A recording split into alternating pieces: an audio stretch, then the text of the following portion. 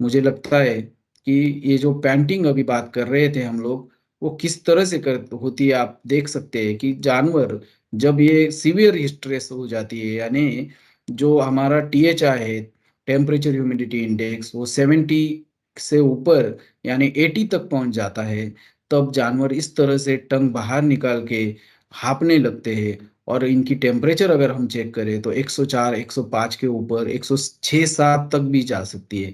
इसका एक वीडियो मैं दिखाने की कोशिश करूंगा ताकि आप लोगों को ध्यान में आए।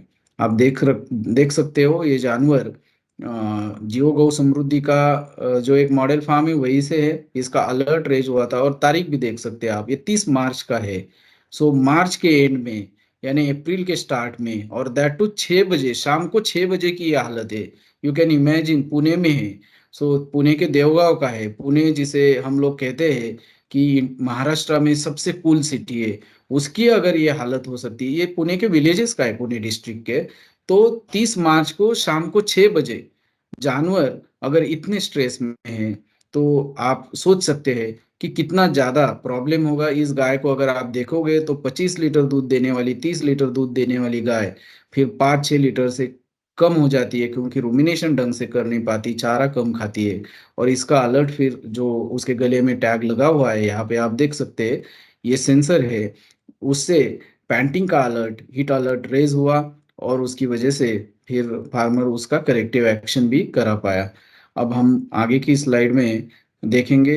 क्लिनिकल सिम्टम्स में सिर्फ पैंटिंग होती है ऐसा नहीं, सचिन जी ने बताया कि उसका माइक्रोफ्लोरा डिस्टर्ब होता है, और बीएमआर भी बढ़ जाती है, और उसकी वजह से फिर जानवर डायरिया भी हो सकता है। आप देख सकते हो कि ये जो जर्सी हीपर है उसको डायरिया हो रहा है, और समर में फिर इस तरह से डायरिया के साथ साथ उसका ब्लड खून तक आ जाता है। इसको ब्लडी डायरिया या हिमोरेजिक डायरिया भी कहा जाता है। सो समर डायरिया ये एक बहुत बड़ी प्रॉब्लम पिछले 6-7 सालों से या 8 सालों से पूरे इंडिया में उभर कर आ रही है। और फिर हम देखते हैं कि ये समर डायरिया इतना ज्यादा हो जाता है कि फिर कभी कभी लगता है एंटीबायोटिक को रिस्पॉन्ड नहीं कर रहा है।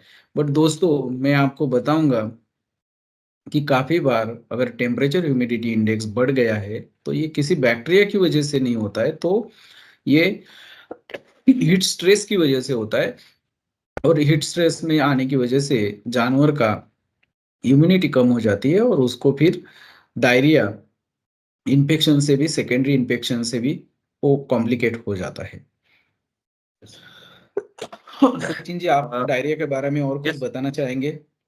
हाँ, और यहाँ पे और क्या होता है सर, डायरिया तो एक सिंपल एसिडोसिस का कारण होता है, लेकिन फील्ड पे हम देखते हैं कि अगर डायरिया शुरू हुआ है तो फार्मर क्या करेगा, मेडिकल में जाएगा, कोई टैबलेट लेके आएगा, बोलस लेके आएगा और खिलाएगा। पहले तो जाएगा 2-4 सल्फा की बोलस डाल देगा।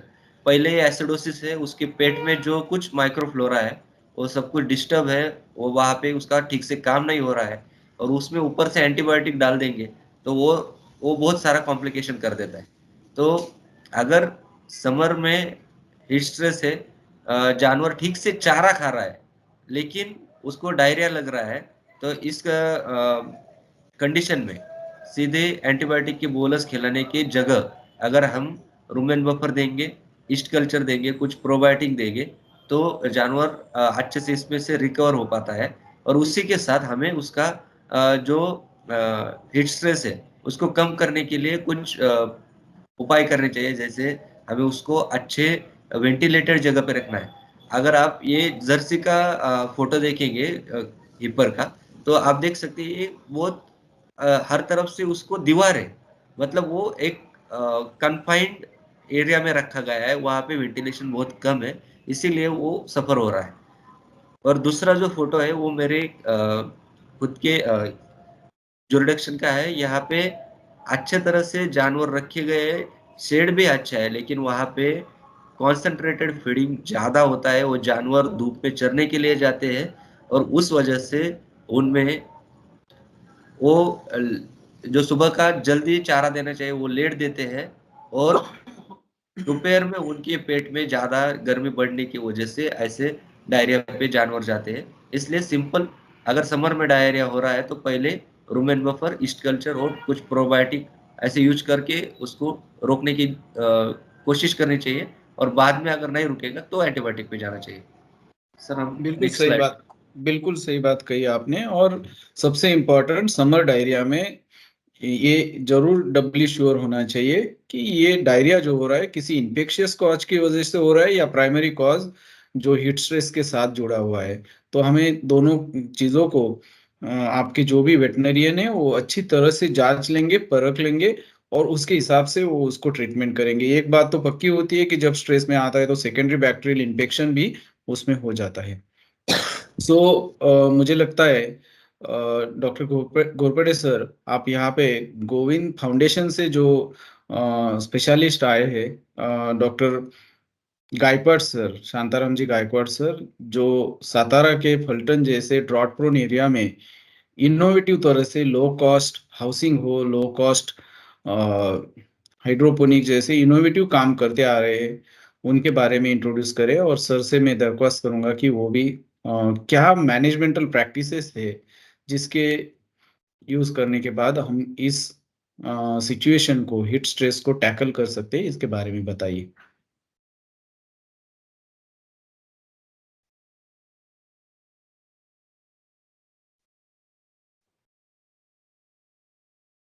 सो यस, नमस्कार। और मैं धन्यवाद देना चाहता हूँ डॉक्टर संतोष सर, सचिन सर और घोरपड़े सर, जिन्होंने बहुत इम्पोर्टेंट सेशन अभी इस टाइम सही टाइम पे लिया है। जैसे कि अभी आप देख रहे हैं टेम्परेचर बढ़ रहा है, टेम्परेचर इतना नहीं बढ़ रहा, लेकिन ह्यूमिडिटी बढ़ रही है। तो आपने अभी बहुत अच्छी तरह से सिंपल लैंग्वेज में बता दिया है कि कैसा प्रॉब्लम होता है, थर्मल इंडेक्स कैसा बढ़ता है, जानवरों को जो प्रॉब्लम होता है वो कैसा होता है। अभी हमने समझा कि प्रॉब्लम कैसा क्या होता है, तो इसको हम कैसा इन इन जो प्रॉब्लम आते हैं तो इसको हम टैकल कैसा कर सकते हैं, तो ये पहले देखना चाहिए।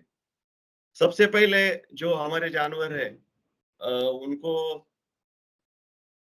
हम जब शेड में रखते हैं उस शेड का ख्याल रखना चाहिए, वो कैसा होना चाहिए वो देखेंगे। फिर जानवर जो है उसकी क्या ख्याल रखना चाहिए, फिर उसका फीडिंग का पैटर्न कैसा होना चाहिए, फिर मैनेजमेंट जो है वो कैसा रखना चाहिए, तो उसके बारे में डिस्कस करेंगे। तो पहले जो जानवर है हमारा वो अ, छाव में रखना चाहिए। आपको तो पता है बहुत सारा सनलाइट रहता है, तो इसके लिए हमारे फार्म के आजू-बाजू पेड़ लगाना चाहिए। तो मैं बोलूँगा कि सबसे पहले अ, आपका जो फार्म है, जो हम किसान भाइयों को बोलते हैं कि पहला फ्री हाउसिंग बनाना चाहिए। लूज़ हाउसिंग, फ्री हाउसिंग, मुक्त संचार, ये सबसे इम्पोर्टेंट है। क्योंकि क्या होता है, हमें पता नहीं है जानवर को कब क्या चाहिए, लेकिन वो सही तरह से पहचानता है कि उसको क्या चाहिए। उसको जब ज़्यादा सनलाइट होता है तो वो छाँव में चला जाएगा। जब उसको सनलाइट चाहिए तो वो वहाँ पे आएगा। जब उसको प्यास लगती है तो वो पानी पीने चला जाएगा। ये सबसे इम्पोर्टेंट है। तो इसीलिए मैं तो बोलता हूँ जो कुछ अ, होना चाहिए, जो कुछ ज़्यादा चैलेंजेस हमें आती है, तो ये फ्री हाउसिंग से बहुत सारी कम हो जाती है। और जो किसान भाई लगे रहते हैं काम में, उनका काम भी कम होता है इसी में। तो अभी देखिए पिक्चर में देख सकते हैं अब, जैसे कि पेड़ के नीचे कितने आराम के साथ जानवर खड़े हैं। क्योंकि आपको पता है नेचुरल रिसोर्सेस में बहुत ज़्यादा ताकत होती है। जैसे कि हम बड़े स्ट्रक्चर देखते हैं, हम शेड बनाते हैं, बहुत अच्छा शेड बनाते हैं। लेकिन जब जानवर चाहते हैं ना, देखते हैं हम समर में ज़्यादातर जानवर पेड़ के नीचे ही रुकते हैं। तो जानवर बोलते हैं खुद उनकी लैंग्वेज से कि मुझे इतना महँगा नहीं चाहिए। मुझे कुछ सिंपल पेड़ दिया तो भी समर नेचुरली मैं टैकल करता हूँ। तो ये सिंपल बात है कि ज़्यादा खर्चे का सब्जेक्ट नहीं है। तो इसीलिए ये जो नेचुरल रिसोर्सेस है वो इस्तेमाल होना चाहिए। और हम आगे भी बोल सकते हैं कि फ्री हाउसिंग या लूज हाउसिंग के लिए कितना खर्चा आएगा। तो जो हमारे पास है रिसोर्सेस उसी से हम मुक्त संचार फ्री हाउसिंग हम बना सकते हैं। और हमारे जो जानवर है उनको जो चाहिए वो हम दे सकते हैं। हमने देखा है कि यहाँ पे मुंबई वेटनरी कॉलेज के स्टूडेंट ने एक स्टडी किया था कि फ्री हाउसिंग में जो बॉडी टेम्परेचर, रेक्टल टेम्परेचर और टेम्परेचर में जो फर्क आता है, और जब गाय को हम बांध कर रखते हैं तो वो डिफरेंस, बहुत ज्यादा डिफरेंस होता है उनमें। तो इसीलिए पहले कि जितना ज्यादातर लोग फ्री हाउसिंग करते हैं तो वो पहला करना चाहिए। बाद में फिर जो शेड हम बनाते हैं वो सबसे इम्पोर्टेंट है कि वो कैसा है, वेंटिलेशन कैसा बनाया है वहां पे। क्योंकि पंजाब में अभी बात हुई है इसके ऊपर, डॉक्टर संतोष सर ने बताया है कि पंजाब के जो लोग हैं वहां पे भी ज्यादा दूध देने वाले गाय और रखते हैं, और मैनेजमेंट में वैसे ही देते हैं, इसीलिए वो एक्टिविटी वहां पे हो जाती है। वहां पे शेड की जो हाइट है वो अच्छी तरह से रखते हैं वहां पे। हाँ, और थोड़ा पीछे वाला लीजिए वो फोटो। हाँ उसके, हाँ अभी ये देख सकते हैं हम कि बहुत सारे किसान भाई है कि टेक्नोलॉजी है बहुत महंगी है, जैसे कि फ्री हाउसिंग पहले बहुत महंगी लगती थी कि इतना सारा पैसा कहाँ से हम ला सकते हैं। तो अब इस पिक्चर में देख सकते हैं, ये यहाँ फल्टन का एक किसान भाई है, उन्होंने ये फ्री हाउसिंग बनाया है। अभी देखो सब लकड़ी से ही बनाया है, और जो वहां पे खर्चा क्या है, कितना खर्चा आया होगा इसको, तो कोई नहीं, वो जहाँ पे उसके घर में जो है उसी से उन्होंने बनाया है। तो ये सबसे इम्पोर्टेंट है, ये हम बना सकते हैं। इसी से जानवरों का जो टेम्परेचर बढ़ता है, उसको पानी चाहिए, जो चाहिए वो उसको मिलेगा, और जो प्रॉब्लम आते हैं उससे बहुत ज्यादा प्रॉब्लम हम यहाँ से टैकल कर सकते हैं। नेक्स्ट। सर मुझे लगता है आपने बहुत सही बात कही कि जानवर को जब बॉडी का टेम्परेचर बढ़ता है तो बॉडी ठंडी करने के लिए ठंडा पानी जितना चाहिए उतना मिले, और ये फ्री हाउसिंग में मिल सकता है। आपने जो भी फार्म दिखा है मुझे लगता है क्या है इसमें, nothing, no cost at all. जो उसके पास लकड़ियां खड़ी है वही यूज कर रहे हैं, और उससे ही उसने कंपाउंडिंग बनाया है। और मुझे लगता है कि आपका एरिया इसीलिए जाना जाता है। और मैं ये किसान भाइयों को ये भी बताना चाहूंगा कि सर जिस डेयरी के साथ काम करते हैं, गोविंद डेयरी, महाराष्ट्र में किसी ने सोचा नहीं होगा कि residue free, drug residue free milk collect किया जा सकता है। तो मुझे लगता है कि ओपन हाउसिंग की वजह से उनके यहाँ पे जानवर कम बीमार पड़ते हैं, कम बीमार पड़ते हैं तो कम दवाई देनी पड़ेगी, और फिर वो वहाँ पे जो है कि अच्छे क्वालिटी का मिल्क कलेक्ट कर पाएंगे। और सर यहाँ पे टेम्पररी जो आपने फोटो लगाई है कि सीजनल अरेंजमेंट, शेड नेट का सहारे, आप यहाँ पे भी देख सकते हैं किसान भाइयों की कैसे जानवर बिल्कुल पेड़ के पास जा रहे हैं। सो सर आगे वाला और लेना है। ठीक है, यस। अभी जैसा कि हम पहले बोल रहे थे कि बहुत सिंपल स्ट्रक्चर है। हम भी जैसे कई गांव में जाते हैं तो रुकते हैं, तो कभी चलो पेड़ के नीचे, हमें बहुत अच्छा लगता है, सुकून मिलता है। और कितना खर्चा आएगा, पेड़ बहुत इंपॉर्टेंट है, इसीलिए जहां जहां हम लगा सकते हैं वहां पेड़ लगाना चाहिए। और यहाँ पे एक अभी शेड नेट लगा है, देखो कि जानवरों को और भी सनलाइट से बचाना है, तो इसीलिए जहाँ जितना ज्यादा शेड, ये शेड नेट लगाया है वो भी हम लगा सकते हैं ऊपर से, कि गाय को जो सुकून मिलना चाहिए वो यहाँ से मिल सकता है। नेक्स्ट। अभी दूसरा, हम ये भी बोल सकते हैं कि यहाँ पे क्या क्या हमारे पास तरीके हैं। तो अभी आप सामने देख सकते हैं कि बहुत सारे फैन यहाँ पे लगाए हैं। सॉरी टू और इंटरप्ट, एक पॉइंट ऐड करना था। हाँ, यस।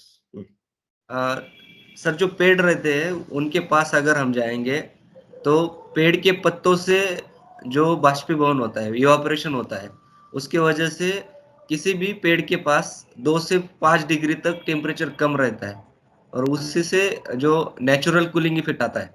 तो इसके लिए जानवर ज्यादा से ज्यादा प्रेफर करते हैं वो पेड़ के नीचे जाके बैठते हैं। हम फॉगर लगाएंगे, स्प्रिंकलर लगाएंगे, उससे शेड ठंडा करेंगे, तो उससे ज्यादा अच्छा है कि हम एक अच्छा सा पेड़ लगा देंगे।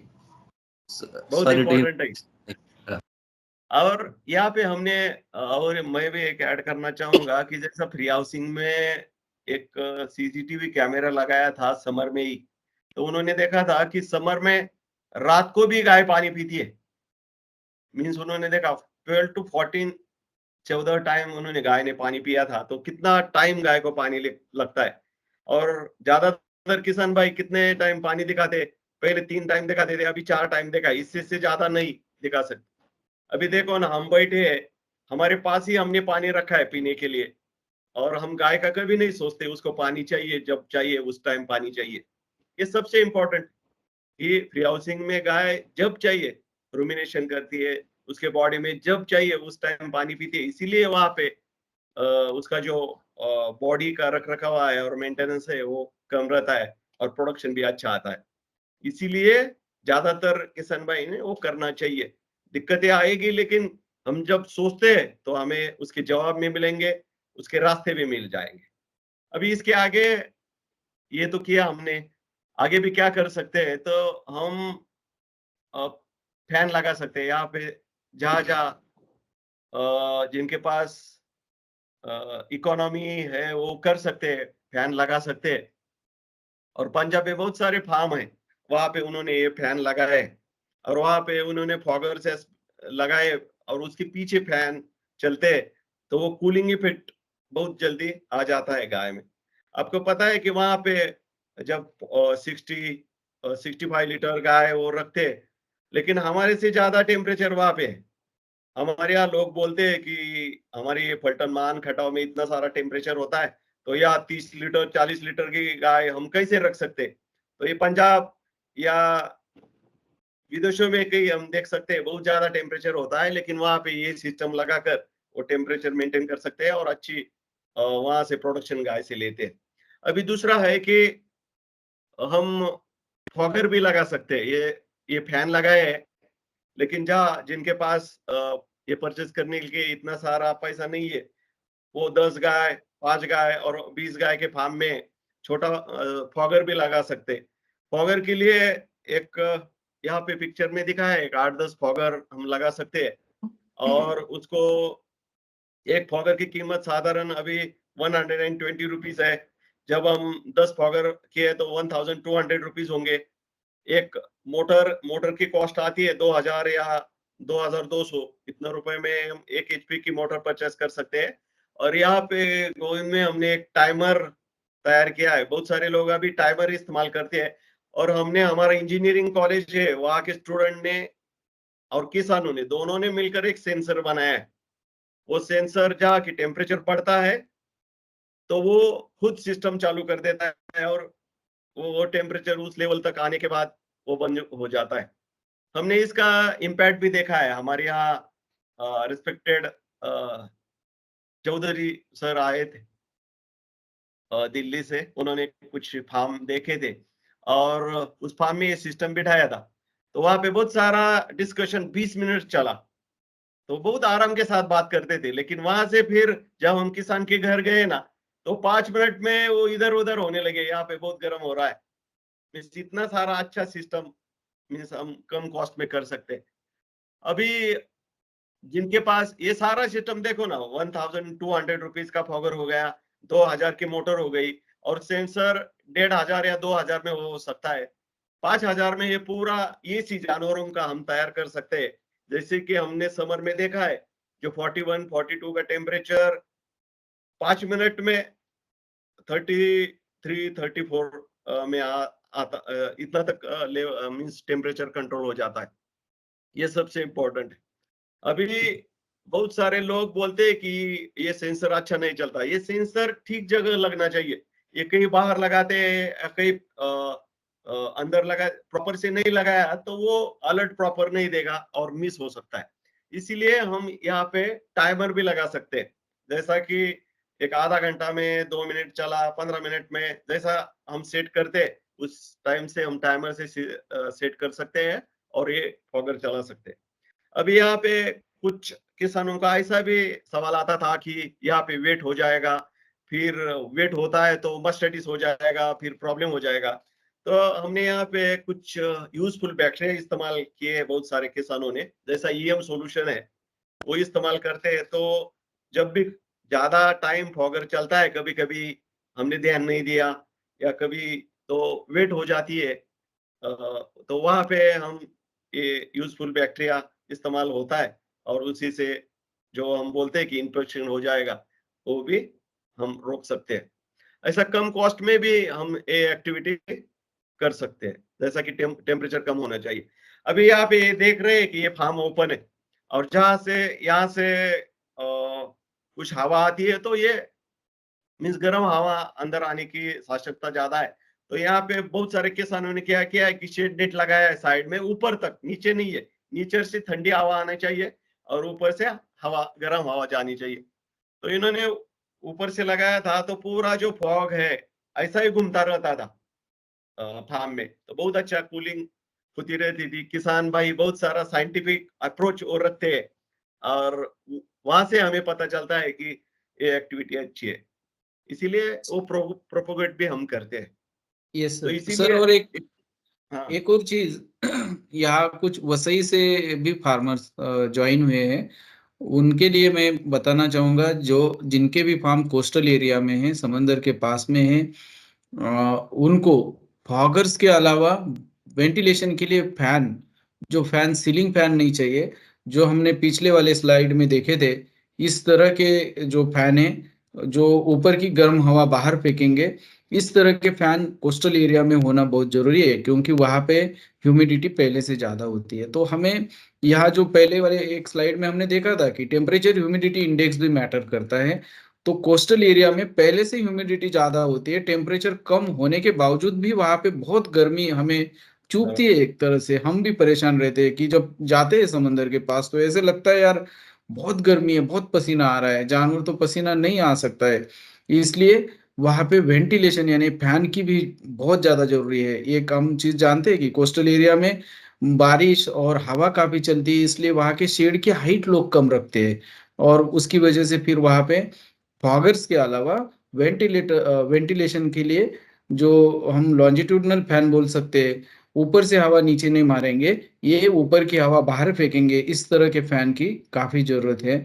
सो ये भी चीज हमें ध्यान में रखनी चाहिए। और एक और चीज मैं बताना चाहूंगा कि एचएफ जो ब्रीड है, उससे ज्यादा समर या हीट स्ट्रेस सहने की ताकत थोड़ी सी जर्सी ब्रीड में होती है, और फिर देसी ब्रीड तो हर जगह टिक जाती है, ये तो हम सब लोग अच्छे से जानते हैं। तो ऐसे एरिया में जहाँ पे ह्यूमिडिटी ज्यादा है, वहां पे आप अगर जर्सी ब्रीड यूज करोगे तो आपको थोड़ा सक्सेस ज्यादा मिलेगा, और वो हीट स्ट्रेस को सह पाएगी। दोस्तों इसीलिए आपको बताना चाहूंगा मैं कि केरला और तमिलनाडु के कोस्टल एरिया में अच्छे क्वालिटी के जर्सी ब्रीड पाए जाते हैं, और वो उस हीट स्ट्रेस को अच्छे से सह पाते हैं, और वहां पे किसान भाई थोड़ा प्रॉफिटेबल डेयरी फार्मिंग कर पाते हैं। Sir please continue. अभी हम जो शेड इस्तेमाल करते हैं, शेड के ऊपर कुछ क्रॉप रेसिड्यू भी डाल सकते हैं हम। शेड के ऊपर जैसे पोल्ट्री में स्प्रिंकलर लगा सकते हैं, वैसे भी स्प्रिंकलर भी लगा सकते हैं, वो हीट कम करने के लिए। वो भी हमारे लिए एक तरीका है। अभी हम आगे जाते हैं, जैसे कि हमने फॉगर का देखा, तो हम स्प्रिंकल भी लगा सकते हैं। वहां पे स्प्रिंकलर लगाए, स्प्रिंकलर क्या करते हैं, वो ज्यादा पानी छोड़ते हैं और ज्यादा वो कूल करने के लिए फिर बॉडी से टेम्परेचर लिया जाता है, तो जानवर ठंडा होता है। ये वो भी हम इस्तेमाल कर सकते हैं। राइट सर, ये बहुत सिंपल सा मैकेनिज्म है। इसी मैकेनिज्म से जब बॉडी गीली करते हैं तो वहां से फिर इवेपोरेशन होता है और ठंडा हो जाता है। जैसे हम बर्तन का जो, जिसे हम क्या कहेंगे, मटकी मटकी जो बोलते हैं या मटका जो हाँ बोलते हैं, हाँ जिसमें गर्मी के सीजन में पानी बहुत ठंडा होता है। क्यों ठंडा होता है? तो जो अंदर पानी रखते हैं वो मिट्टी वाले बर्तन से थोड़ा सा बाहर सरफेस पे, सतह पे आता है, और वहां से बाहर के गर्मी की वजह से उसका इवेपोरेशन होता है, और फिर अंदर वो ठंडा पानी बनाने में मदद करता है। हम लोग ये भी देखते हैं कि फिर किसी के पास मेटल का बर्तन है या प्लास्टिक की बॉटल है, उसको अगर हम गीले कपड़े से रैप करके रखे और उसके गीले कपड़े पे पानी डालते रहे, तो उसमें भी पानी हम, प्लास्टिक के बॉटल में भी ठंडा पानी पा सकते हैं। तो वही इफेक्ट यहाँ पे जानवर की बॉडी गीली करने से हो जाता है। बट मुझे लगता है कि स्प्रिंकलर जहाँ पे ड्राई एनवायरनमेंट है उस एरिया के लिए वहाँ अच्छे रहेंगे, और फॉगर्स जहाँ पे ह्यूमिडिटी थोड़ी ड्राई एरिया ज्यादा है। है, हाँ, सर तो वहां पे फॉगर्स का काम अच्छा हो जाएगा। सर मैं यहाँ पे ऐड करना यस। चाहूंगा। हाँ हाँ। सर फॉगर इस्तेमाल करने हैं तो फॉगर से क्या होता है, बहुत छोटे छोटे कण बाहर निकलते पानी के, और ये जो बूंदे हैं वो ह्यूमिडिटी बढ़ाते हैं। तो जहाँ पे फैन है, अच्छा वेंटिलेशन है, वहाँ पे हमें फॉगर लगाना चाहिए। और जहाँ वेंटिलेशन नहीं है, फैन नहीं है, सीधा हमें बॉडी कूल करना है, वहाँ पे हमें स्प्रिंकलर यूज करना चाहिए। स्प्रिंकलर यूज करेंगे तो पानी सीधा बॉडी पे गिरेगा, उसको भिगो देगा जानवर को, और उसकी त्वचा भीगेगी, उसके अंदर तक पानी जाएगा। और अ, उसके बालों के अंदर पानी जाना चाहिए, स्किन को टच करना चाहिए, तभी इसका इफेक्ट मिलेगा स्प्रिंकलर की वजह से। अगर हम फॉगर यूज करते हैं तो फॉगर के जो छोटे छोटे ड्रॉपलेट है वो स्किन तक नहीं जाते, वो स्किन के ऊपर के जो हेयर्स है उस पे रुकते हैं, वहाँ पे एक मैटिंग बनाते हैं। और ये कभी कभी अगर वेंटिलेशन वहाँ पे नहीं है, सिर्फ फॉगर लगा है, तो उल्टा इफेक्ट भी दे सकते हैं कि फॉगर का अगर छोटे छोटे कणों का बॉडी के सरफेस बालों के ऊपर एक मैटिंग बनेगा, तो स्किन का जो इवापोरेशन है वो भी बंद कर सकता है। तो फॉगर इस्तेमाल करने हैं तो दो चीजें याद रखनी चाहिए हमें। पहला तो गाय के ऊपर कम से कम 3 से 4 फीट पे फॉगर होना चाहिए, गाय की पीठ के ऊपर। मतलब अगर हम देखेंगे तो कम से कम 7 से 8 फीट पे फॉगर लगना चाहिए, और वहाँ पे प्रॉपर वेंटिलेशन होना चाहिए, ताकि सिर्फ हवा ठंडी हो, वो फॉग जानवरों के शरीर पे नहीं गिरना चाहिए। स्प्रिंकलर यूज करेंगे तो स्प्रिंकलर 10 से 12 मिनट में सिर्फ 2 या 3 मिनट शुरू होना चाहिए, और इतना ही पानी गिरना चाहिए कि जानवर की पीठ भीगनी चाहिए, और उसका पानी जो है वो नीचे उतर के उसके आडर पे नहीं जाना चाहिए।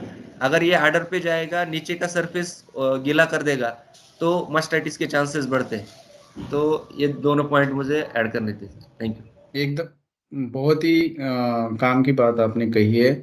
और टेक्निकली ये बहुत इम्पोर्टेंट चीज़ है कि स्प्रिंकलर कहाँ यूज़ करने हैं, फॉगर कहाँ यूज़ करने हैं। और आप इसीलिए देख पाओगे कि इस फोटोग्राफ में आप देख पा रहे हैं कि जो स्प्रिंकलर है उसकी हाइट बिल्कुल जानवर के बॉडी पे गिरे इस तरह से है। और पहले वाले स्लाइड में जो सर ने दिखाया था, फॉगर ऊंचे हाइट पे लगे हुए हैं। और यहाँ पे प्रॉपर वेंटिलेशन भी है। यस सर, यस और सर। अभी हम बोल रहे थे कि ये हुआ शेड का। सबसे इम्पोर्टेंट है अभी जो पानी चाहिए ना, वो 24 आवर्स वाटर पानी चाहिए जानवरों को पीने के लिए। और जो पानी चाहिए उसका क्वालिटी भी अच्छा चाहिए, और वो ठंडा भी चाहिए। गर्म पानी है तो जानवर पिएंगे नहीं ज्यादा। ये सबसे इम्पोर्टेंट है। और जैसा कि अभी भी बताया था आपने कि जब हम ये सीमेंट का इस्तेमाल करते हैं तो वो ठंडा रहेगा। जब कोई स्टेनलेस स्टील या होता है तो वो वहाँ पे कुछ अ, बारदान या कुछ ऐसा करते हैं, जैसा हम मटकी वहाँ पे इस्तेमाल होता है, तो वो प्रिंसिपल यहाँ पे इस्तेमाल करके वो पानी ठंडे कर सकते हैं, ठंडा कर सकते हैं। अभी फीडिंग में ही कुछ ध्यान रखना है हमें। जैसा कि जो फाइब्रस मटेरियल है वो सुबह और शाम को ही देना है, क्योंकि उसी से ज़्यादा ऊर्जा नहीं होनी चाहिए जानवरों को। तो सुबह और शाम को वो फीड देना चाहिए। और जैसे कि ऊर्जा बहुत ज़्यादा लगती है उस टाइम, तो ऊर्जा मीन्स एनर्जी फीड उनको देना है। और विटामिन्स, मिनरल्स उसका भी जो ज़रूरत है, ज़्यादा ज़रूरत होती है, तो इस टाइम में उसका जो सप्लाई है जानवरों को, वो ठीक तरह से करना है। इन चीज़ों को हम ध्यान रखते हैं, तो ज़्यादा से ज़्यादा हम कंट्रोल कर सकते हैं। और जैसा ही हम सीखते जाएँगे आगे, ये हमने जैसा कि स्प्रिंकलर लगाया, उसमें थोड़ा बदलाव लाया, आगे जाकर थोड़ा बदलाव लाया, तो एक-एक करके हम बहुत अच्छा कर सकते हैं। मुझे लगता है थैंक सर यू। ने बहुत सही बात कही है। हमने पहले चरण में इस लेक्चर के देखा था कि इलेक्ट्रोलाइट्स का काफ़ी लॉस हो जाता है। और इसलिए हमें जो इलेक्ट्रोलाइट्स है, sodium, then chloride, then potassium जैसे आयंस का जानवरों को उनके डाइट में इंक्लूजन करना चाहिए। उसके अलावा विटामिन ए, विटामिन ई जैसे as well as vitamin C, ये जो एंटीऑक्सीडेंट्स है इन्हें भी देना चाहिए, ताकि जानवर को जो भी स्ट्रेसफुल कंडीशंस है वो काफ़ी उसे राहत मिल सके। और एनर्जी लेवल कम होती है, इसलिए जो यहाँ पे उन्होंने कहा है कि थोड़ा सा फैट परसेंट थोड़ा ज़्यादा हो, इस तरह का कॉन्सन्ट्रेट भी देना चाहिए। और सकुलेंट ग्रीन पाउडर अगर हम समर में दे पाते हैं, तो भी बॉडी के कूलिंग के लिए काम में आ जाता है। सो दोस्तों, क्या-क्या हो सकता है और इसको मैनेजमेंटल प्रैक्टिसेस से कैसे कम किया जा सकता है, इसके बारे में अभी गायकवाड़ सर ने बहुत अच्छे से बताया। वो ऐसे एरिया से बिलॉन्ग करते हैं कि वो ड्रॉट प्रोन है, जहाँ टेम्परेचर काफ़ी ज़्यादा रहता है, ड्राई हीट भी ज़्यादा रहती है। तो ऐसे एरिया में भी उन्होंने बताया कि वो 30 लीटर प्लस के एनिमल्स रियर कर पाते हैं। और बाकी जैसे पंजाब का भी उन्होंने बताया कि उनके फार्म की हाइट जो सर ने एक स्लाइड में दिखाया है इस यहाँ पे, कि फार्म आइडियल फार्म कैसा होना चाहिए जहाँ पे हीट स्ट्रेस ना हो। इस स्लाइड में लेफ्ट कॉर्नर पे आप देखोगे, तो इस तरह से ज़्यादा ऊंचे शेड होना बहुत जरूरी है। और वहाँ पे ओपन पैडॉक भी काफी बड़ा दिया है। और फिर सेंटर से ये जो गैप है, यहाँ से गर्म हवा नेचुरली बाहर निकल जाती है। और फिर यहाँ पे जानवर के बॉडी टेम्परेचर मेंटेन करने में नेचुरली काफी सारी राहत मिल पाती है। सो हमारा हाउसिंग भी कैसे होना चाहिए, और सर ने बताया कि मेटल शीट से उसके ऊपर हम चारा, सूखा चारा भी रख सकते हैं, ताकि पत्ते रख सकते हैं, ताकि उससे जो है कि जानवर के शेड का जो टेम्परेचर है वो मेंटेन हो सके।